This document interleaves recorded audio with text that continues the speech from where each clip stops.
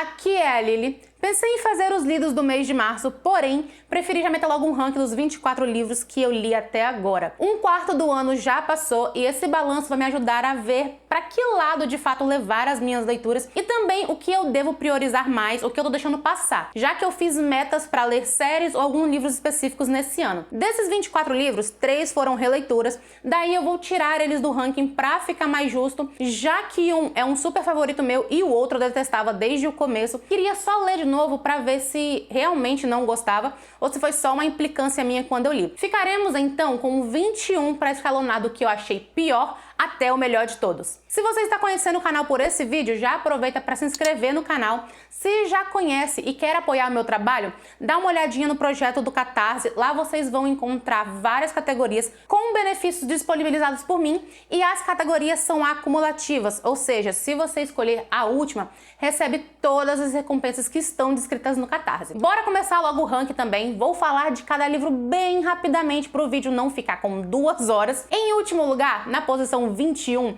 está O Coronel que Raptava Infâncias.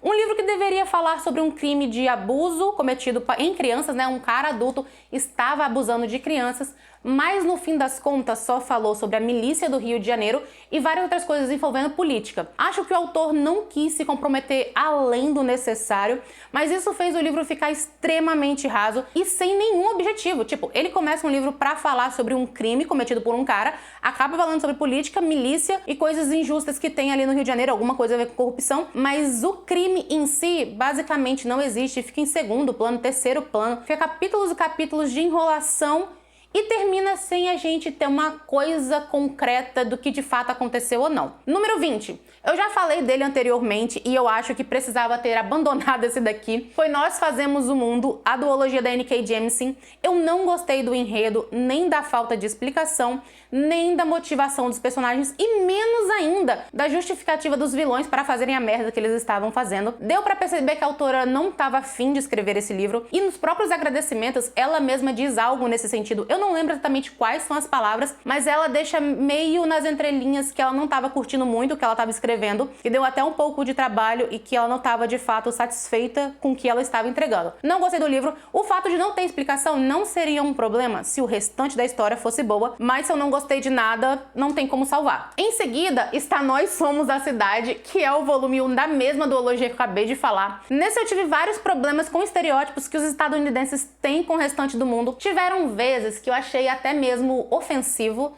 Eu não digo que seja a visão da autora ou de fato o que ela pensa ou não, porque pra mim o autor ele tem a liberdade de pôr coisas que ele não concorda, mas que o personagem dele tem aquelas atitudes ou tem aquela personalidade. Pode ser que simplesmente ela quis colocar isso como ponto de vista daquele personagem em questão, mas juntou falta de desenvolvimento de universo, né? Falta de explicação ali do que estava acontecendo, personagens chatos, vilões bestas, muito besta, todo mundo andando pra lá e pra cá à toa, estereótipos gritantes e a solução que foi basicamente quando damos nossas mãos nos tornamos poderosas, me fez ter uma primeira impressão bem ruim em relação a N.K. Jemisin. Esse é o primeiro livro dela que eu li, né? Mas é lógico que eu quero ler outros livros da autora, ela é super renomada na questão da ficção científica, todo mundo fala super bem da N.K. Jemisin. Eu acho que eu só não peguei o melhor dos trabalhos dela. Um dia eu lerei A Terra Partida, eu só não sei quando, vou esperar esse meu rancinho passar antes de eu pegar. Em 18º lugar está Trono de Vidro, A Herdeira do Fogo, meu Deus.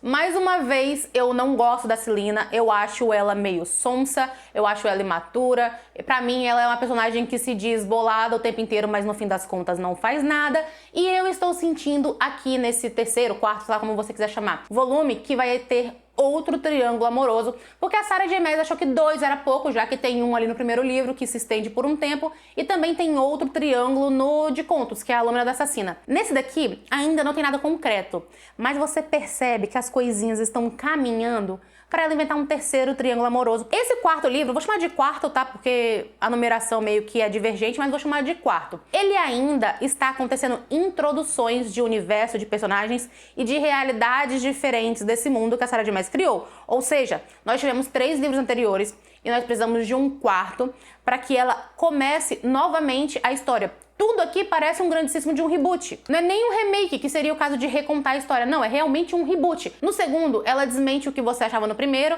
No terceiro, ela desmente o que você achava no segundo. No de contos, a mesma coisa. E eu não sei até quando isso vai, porque pra mim, tipo assim, você já tá no 4º volume de uma série que são 7, 8, sei lá. E você ainda está desmentindo coisas que você já tinha estabelecido no início. Você ainda está colocando verdades, colocando personagens, colocando descrição de universo que você ainda não conseguiu fazer. Tipo, cara, são 4 volumes e não são livros pequenos. E ainda assim, precisa mesmo continuar nessa enrolação? Esse livro são 520 páginas, se eu não me engano, mais ou menos por aí. E tem mais ou menos 400 de encheção de linguiça, de enrolação, onde não acontece absolutamente nada além da Celina ficar pra lá e pra cá meio que treinando. Eu, particularmente, assim, para ser o mais sincera possível, estou de saco cheio de Tog. Creio eu que eu não vou terminar essa série, talvez um dia na minha vida, mas vai saber quando. Na posição 17 tá um que eu ouvi em inglês no Audible, que foi Before You Say I Do. Já saiu no Brasil com o nome de Antes Que Você Diga Sim. Não lembro qual é a editora, mas vou deixar a capinha aqui do lado. Esse é uma rom-com super clichêzinha, onde tem uma noiva e uma mulher que foi contratada por essa noiva para ajudar ela na organização do casamento e também ser até mesmo a sua madrinha. Como eu já disse, é um livro de rom-com, é uma comédia romântica que vai acontecer. Essa noiva e essa madrinha vão se apaixonar. Não é spoiler, tá na sinopse. Só que é o seguinte, eu não achei ele ruim. Também tem o problema da língua, tá? Já que eu não posso ter pego todas as coisas. Mas o que eu captei aqui dessa história é que todos os personagens, todos, são completamente rasos nesse livro. O que tem mais foco, óbvio, são as duas protagonistas, né? Onde vai ter um par romântico ali. Elas já são rasas. E todos os que estão em volta conseguem ser ainda mais rasos que ela. O noivo da questão é um fantoche. E não é porque as personagens fazem só, é tipo assim, elas traem a confiança dele. Isso é lógico, elas realmente traem a confiança dele. Mas ele em si já é escrito como um personagem sem atitude nenhuma, sabe? Um personagem que ele não tem personalidade. Vou dizer isso exatamente. Pode ser que a minha experiência por estar ouvindo em outra língua tenha afetado, mas esse é o sentimento que eu tive enquanto eu estava ouvindo ali a história que estava sendo contada. 16. Depois daquele verão.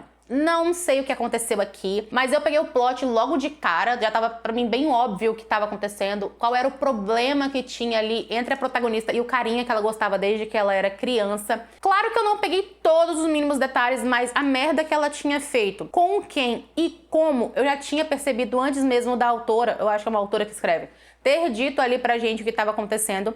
Assim, não é um livro ruim, não tem nada de fato que fala, ai, isso aqui ela deveria mudar para o livro ficar bom. Mas ele foi tão esquecível quando foi Before You Say I Do, que foi o livro anterior que eu comentei, e pra mim isso é um problema. E esse daqui, quando eu fui fazer esse ranking, eu nem sequer me lembrava dele. Eu tive que dar uma olhada nas minhas anotações, porque eu sempre anoto em alguma coisa, geralmente no Notion, o que eu acho do livro. Eu tive que olhar pra ver, de fato, que história era, sabe? 15. Está Assistente do Vilão. Um livro que só tá acima dos outros dois anteriores, porque nesse, pelo menos, eu senti algo, tá? Eu me lembro das coisas pra começo de conversa, e eu senti algo enquanto estava lendo. Me diverti? Sim. Tem várias partes ali que eu achei divertido, eu achei engraçada. Tinha um humor até mesmo legal, mas depois de um tempo começou a ficar too much. Eu me irritei em várias partes da história. Fiquei com o ranço da protagonista, sim, porque ela parece ser aquele tipo de personagem que... Como é que eu posso dizer? Ela não é inocente, ela não é sonsa, mas parece que ela tenta se fazer de inocente a todo momento. Eu tô esperando pra ver a versão do Princeso no segundo volume, porque eu tô apostando muito que vai ter um Princeso no segundo volume. O que mais me incomodou aqui foi aquela sensação de que o livro, ele é de CEO, o que não é um problema, tá? Não tô dizendo que livro de CEO é ruim ou você não pode gostar, não é isso. Mas eu queria que fosse um livro de fantasia, romantasia ou alguma coisa do tipo. Ele trazia muito mais a vibe de CEO com os bichinhos mágicos no meio, só realmente para se encaixar num gênero de romantasia. Eu não sou fã de livro de CEO. Pode ser esse o motivo de eu não ter curtido tanto assim o rolê. A parte que mais me incomodou, na verdade, assim, começou a me incomodar a partir dali, é aquela coisa de, ai meu Deus, eu preciso fazer algo pra salvar o mundo, entre aspas, só que eu tô de salto. O que que eu faço? Vou sair correndo de salto. O meu salto vai ficar preso em algum lugar e olha que eu vou cair e machucar o pé. É tipo, é tão ridículo, é tão batido já e é tão idiota, porque qualquer pessoa que tenha o mínimo de pensamento, ela vai parar e falar, mano, se eu tirar esse salto, eu vou correr muito mais rápido, muito melhor e ainda não quebro meu tornozelo. Olha que louco. Achei realmente vergonha alheia em alguns pontos, tá? Mas se você quiser um livro que ele vai voar, se você quiser um livro para desligar a tua mente, sair de uma ressaca, se divertir de vez em quando e até mesmo achar que, gente, não é possível que ela seja tão inocente nesse ponto, Assistente do Vilão é bom pra continuar. Eu mesmo vou ler o segundo, tá? Porque eu tive uma impressão bem forte de que a partir daqui ele vai ficar muito melhor. E eu tô super curiosa pra saber de fato quem é o vilão e o que aconteceu com ele, de onde ele veio realmente. Em 14º, ainda falando dos vilões, está realmente o livro Vilão, da V. Schwab. Percebi que eu não curti muito a escrita desse livro, tá? Ele passa um ar bem juvenil, na verdade juvenil até demais. Eu não vi nenhum problema na criatividade, nem nas problemáticas que a autora traz, as coisas que são abordadas nesse livro, mas ainda assim o texto em si, sabe, o formato que ele é escrito é muito YA e me incomoda quase sempre. Isso é um problema meu, não é um problema do livro, não é um problema da autora, é simplesmente que eu não sou o público-alvo daquele livro. Ele tem esse formato de escrita muito adolescente que vai funcionar muito bem com esse público, mas que não me agrada tanto assim, sabe? Agora, vindo pro romancinho que eu sempre leio pra me tirar da ressaca, ou pelo menos não entrar nela, está Se Não Fosse Por Você em 13º lugar. Gostei como a Laura Morim trouxe o desespero que é a vida de uma pessoa que está sendo concurseiro. Gostei da problemática que ela trouxe no caso de que a pessoa que é o estudante não consegue ter apoio várias vezes de quem está ao seu redor, porque essas pessoas que estão ao redor se sentem excluídas, se sentem abandonadas,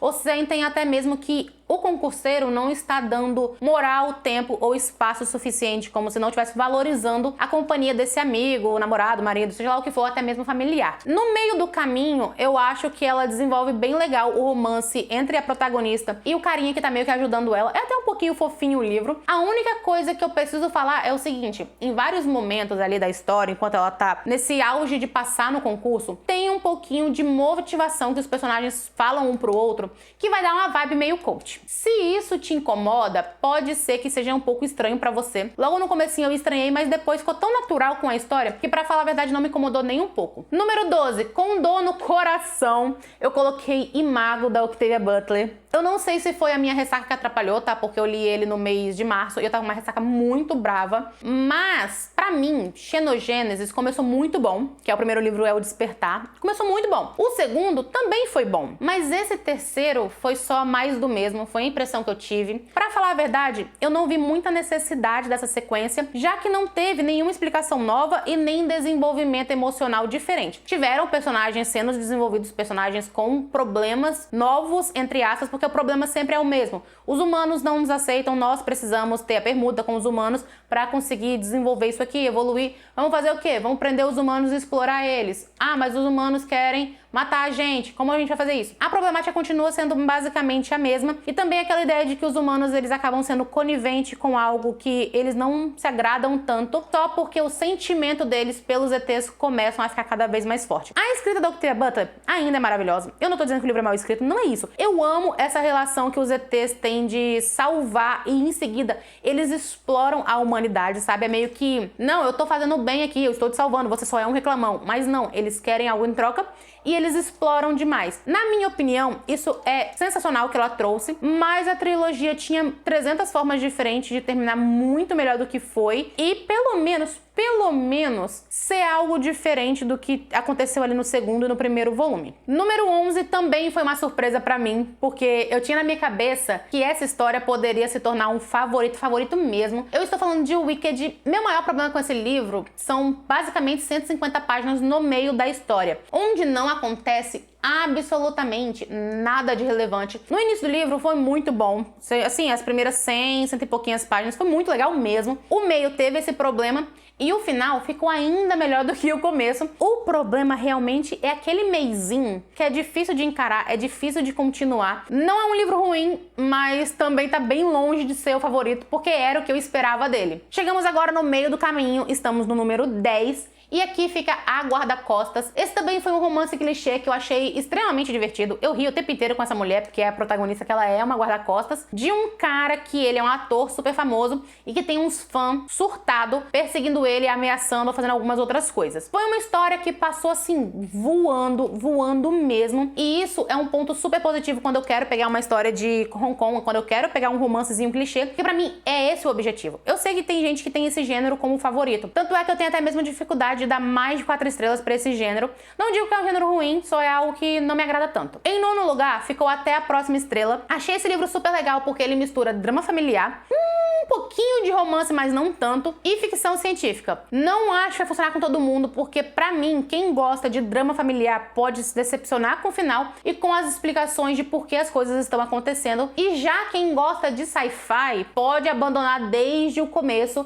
porque parece que não tem sci-fi nenhum. Você só vai descobrir realmente qual é a relação ali com a ficção científica, sei lá, no penúltimo capítulo, algo nesse tipo. Como eu gosto dos dois gêneros, eu curti o livro demais. Começou com aquela coisa de problemática realmente de relação humana, o que eu curto muito. E quando veio o sci-fi, pra mim foi apenas um bônus. Gostei da explicação, pra mim foi super plausível também. Número 8, foi a vez de A Queda da Casa Morta, um reconto de A Queda da Casa Usher do Poe. Enquanto eu estava lendo, chegou a me incomodar o fato de que a autora demora demais para desenvolver as coisas. É um livro de apenas 200 páginas que me pareceu muito maior do que isso. Porém, quanto mais eu pensava sobre o livro, mais tudo crescia pra mim, mais fazia sentido o porquê da demora de tudo acontecer, o porquê dela ter construído algo que não é tão fácil assim de ser lido, não é tão rápido, ele é até um pouquinho maçante. O início demora a engrenar, não é ruim, só é lento mesmo, e o final traz um sentimento de satisfação, como se o tempo no livro tivesse valido super a pena. Em sétimo ficou Joana Dark.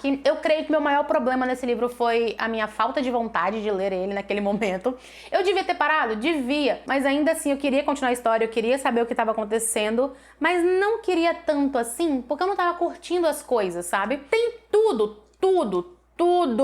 que eu espero de uma ficção histórica, que eu espero de um reconto de alguém que é super famoso, seja até um pouco mitológico ali, como foi o caso da Joana Dark, mas na minha opinião faltou emoção realmente minha enquanto eu lia. Eu não acho que foi algo que a pessoa que escreveu o livro fez errado. Ele é bem escrito, é interessante, mas ainda assim eu me esquecerei dele até o final do ano, certeza que eu vou me esquecer dele o mais breve possível, porque eu tive até mesmo um pouco de dificuldade de lembrar da história, sendo que foi, sei lá, em fevereiro que eu li esse livro. Em seguida, escolhi colocar Misery, o primeiro livro do King que eu li, e por sinal gostei bastante, tá? Eu gostei realmente dele. Esse é um suspense psicológico que passa muito bem a vibe do desespero do Poe, que é o cara sequestrado, e o surto que a Anne dá a todo momento. A Anne, no caso, é a sequestradora do Poe. Mas o final do livro é tão ruim, mas tão ruim, que dá até mesmo um desgostinho. Parece que o King só quis estragar na última folha, cara. Não é possível, não é possível. Tava legal até a penúltima página. Na última, literalmente na última folha, ele cagou com tudo. Entramos no top 5 e a partir daqui todos são 5 estrelas, tá? Eu só tive realmente que escolher quais são os meus preferidos ali, no caso, qual é a minha preferência pessoal, e não porque uma história é de fato melhor que a outra. Em quinto ficou Mistborn, O Poço da Ascensão. É o segundo volume da primeira era de Mistborn, onde vemos um governo sendo instaurado e a Vin, que é a protagonista, tentando entender como de fato funciona a holomancia no fundo. Ela entende a holomancia, mas só até a página 2. A partir dali, ela realmente precisa desbravar aquele universo para saber o que está acontecendo, o que está escondido naquele mundo de fato. Tudo está à beira de colapsar no Império Final. Guerras são iniciadas e a população começa a passar fome. As brumas vão ficando cada vez mais agitadas e o próprio planeta se torna muito caótico. Eu amo esse segundo volume, mas o início é bem devagar. Pode ser que as pessoas que vão ler achem até um pouco estranho o final do primeiro, que ele é muito acelerado, pro início do segundo, que é muito lento, mas mesmo assim ele é um livro perfeito. Ele precisa ter essa vagareza de construção de governo para que o final de fato faça sentido. Em quarto lugar está É Assim que se Perde a Guerra do Tempo, uma ficção científica onde duas protagonistas de raças, realidades e exércitos diferentes começam a se comunicar através de cartas e criam uma relação de afeto entre elas. Um livro com um sci-fi leve, um plot que eu não esperava nem um pouco que ia acontecer ali, e duas personagens femininas que dá vontade de conhecer na vida real. Gosto muito do que eu encontrei aqui nesse livro. Eu esperava que ele fosse legal, mas não tão legal assim quanto foi. Só leiam, cara. Se você ainda não leu, lê. É 190 páginas, rapidinho e vale super a pena. No número 3 ficou Colapso, uma distopia que mistura com horror. Tem uma violência generalizada, muito palavrão, fome, morte, pobreza, anarquia, e você vai encontrar de tudo e mais um pouco de desagradável aqui nesse livro. Não vá lendo achando que é um livro de puramente distopia, onde vai ter uma revolução e a pessoa vai estar ali, sei lá, com seu grupinho e vai tentar tomar o poder do governo de novo. Não tem governo.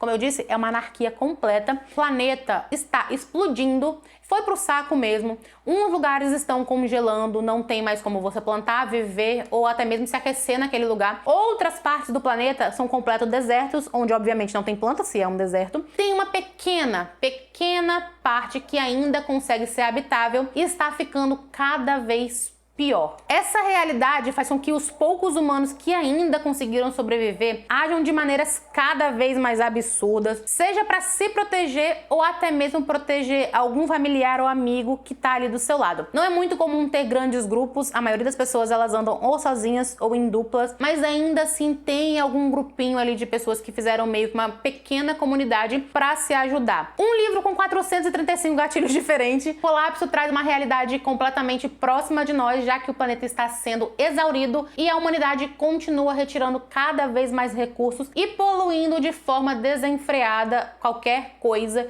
que nós não deveríamos fazer, como por exemplo desmatar, muito plástico, você jogar fora coisas que não estariam de fato quebradas, e nisso esses produtos são descartados. E descartada onde? Quanto tempo leva para esse produto ser absorvido pela natureza novamente? Eu amei cada cena louca que tem aqui, tem parte realmente que dá uma raivinha, mas pra mim o que o Roberto Denzer entregou nesse livro foi muito bom. Em segundo lugar tá No Coração da Bruxa. Cara, o tanto que eu gostei desse livro eu não esperava mesmo. Foi simplesmente sensacional saber mais sobre a Angrboda, já que ela é uma giganta da mitologia nórdica, que na verdade eu quase nunca ouvi falar. Todo mundo conhece o seu marido, que é o Loki, e também os filhos da Angrboda, que é o Fenrir, a Hel e o Jormungand. Provavelmente eu falei o nome dele errado, tá? Mas vou fazer de conta que é isso. É o filho do Loki, que é uma cobra gigante. Mas a Angrboda, que é a mãe dessas três criaturas aí, fica bem apagada no rolê.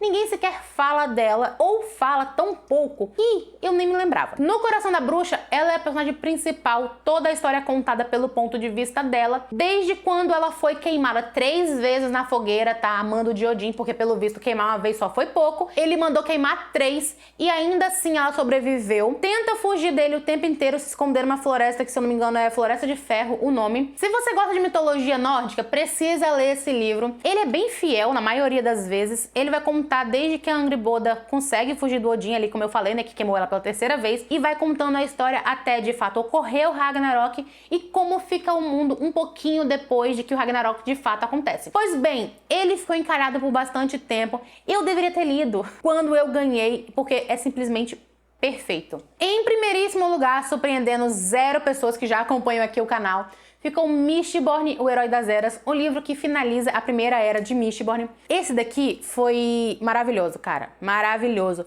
O livro, ele cresce de um absurdo. O autor, ele amarra todas as pontas soltas que ficavam desde o primeiro e desde o segundo. A protagonista, que é a Vin, tem uma evolução perfeita. No segundo volume ela já evolui bastante, mas no terceiro tudo se fecha muito bem. Ela se torna uma personagem extremamente relevante e merecedora dessa relevância. Nós temos também o problema do seguinte, na verdade não é um problema, mas foi algo que eu não esperava, que foi basicamente quando nós descobrimos quem de fato é o Herói das Eras, a gente vai se dar conta de que o Brandon botou essa informação desde a primeira página do livro e nós não conseguimos somar 2 mais 2. Não tenta descobrir quem é o herói antes de fato ler, porque a surpresa quando você sabe quem ele é ou ela é simplesmente maravilhosa. Vai ler o livro, vai apreciar o que essa série vai te entregar e fuja o máximo possível dos possíveis spoilers que você ali poderia encontrar pela internet. Tudo é amarrado de forma maravilhosa, cara. Eu já tinha o Brandon Sanderson como meu autor favorito e aqui ele mostrou mais uma vez de que ele é o gênio quando o assunto é fantasia. Essas foram as minhas leituras do primeiro trimestre e eu tô achando que eu preciso ler ainda mais séries. Estou lendo muito volume único, sendo que eu gosto muito mais de sagas, trilogias ou até mesmo duologias. Vou focar em dar prioridades para essas sagas que eu quero iniciar ou mesmo finalizar, as que já estão em andamento. Por enquanto eu tive 2 favoritos, que foi No Coração da Bruxa e O Herói das Eras. Eu quero aumentar esse percentual para pelo menos um por mês, ou seja, meio que eu tô devendo um favorito aí, já que são 3 meses e tiveram apenas 2. Não sei se vou conseguir, mas pelo menos vou tentar. Se quiser ficar sabendo de todas as leituras que eu faço, se inscreve aqui no canal se ainda não for inscrito.